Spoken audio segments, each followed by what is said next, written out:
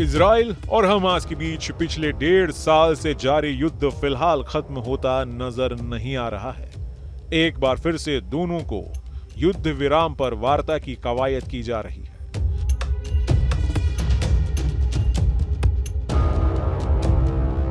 वहीं एक बार फिर से बेंजामिन नेतन्याहू की सेना यानी आईडीएफ हमास पर अपना शिकंजा कस दिया है।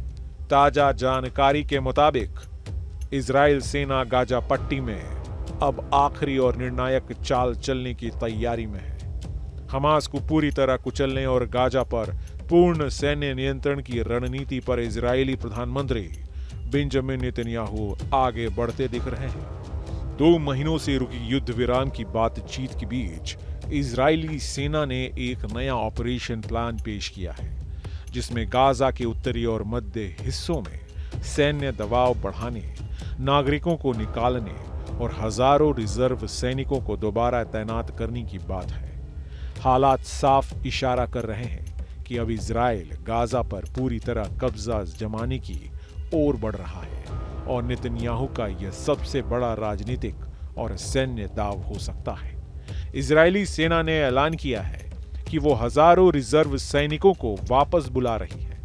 सेना प्रमुख लेफ्टिनेंट जनरल अयाल जमीर ने एक नया प्लान पेश करते हुए हमास पर दबाव बढ़ाने और गाजा में आईडीएफ के ऑपरेशन को और तेज करने की बात कही है। लेफ्टिनेंट जनरल अयाल जमीर प्लान के तहत इजरायली सेना उत्तरी और मध्य गाजा से नागरिकों को निकालने के बाद वहां अपनी सैन्य कार्रवाई तेज करेगी, ठीक वैसे ही जैसे राफा में ऑपरेशन से पहले किया गया था। इन सब के बीच प्रधानमंत्री बेंजामिन नेतन्याहू ने सोशल मीडिया प्लेटफॉर्म एक्स पर कतर को आड़े हाथों लिया। उन्होंने कहा कि कतर को तय करना होगा कि वो सभ्यता के साथ है या हमास की बर्बरता के साथ। नेतन्याहू ने आरोप लगाया कि कतर दोनों तरफ की बात कर रहा है और स्पष्ट रुख नहीं अपना रहा है। इसके दबाव में कतर के विदेश मंत्रालय के प्रवक्ता माजिद अली अंसारी ने नेतन्याहू की बातों को भड़काऊ, राजनीतिक और नैतिक जिम्मेदारी से परे बताया।